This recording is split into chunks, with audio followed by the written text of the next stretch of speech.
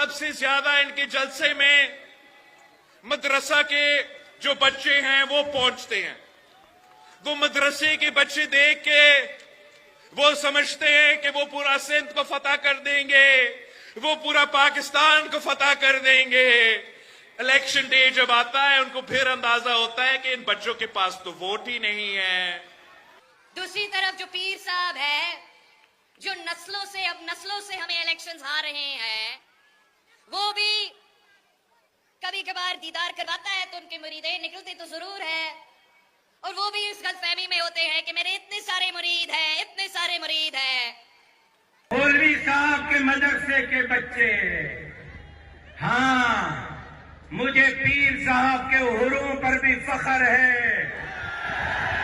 ہاں مجھے پیر صاحب کے حروم پر بھی فخر ہے.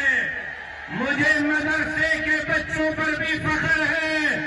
بلاول صاحب تمہارے نانا نے نعرہ لگایا تھا, عوام عوام عوام, آج ذرا باہر آؤ, موروں میں دیکھو, آپ کے ساتھ چور ہے, لاٹے ہے, لٹیرے ہے, بھرتی کے رفتار ہے. عوام یا پیر صاحب کے ساتھ ہے یا جمعیت. اگر ان کے پاس ثبوت ہے وہ ثبوت لے کر آؤ. آپ کے پاس فارم 45 ہے, مولانا صاحب کے پاس ہے, تو ہم دھاندلی میں یقین نہیں رکھتے ہیں. آپ لے کر آئے وہ فارم 45. آپ ثابت کرتے ہو تو آؤ, ثابت کرو. میں اگلا دن آپ کا مقابلہ کرتا ہوں بائی الیکشن میں.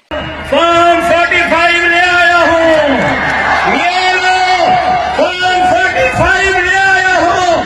بتاؤ کہاں مناظرہ کرنا ہے, جیو پہ کرنا ہے, پہ کرنا ہے, الیکشن کمیشن میں کرنا ہے, سپریم کورٹ پہ کرنا ہے, حیدرآباد مارو سکھر کے تھانے میں کرنا ہے.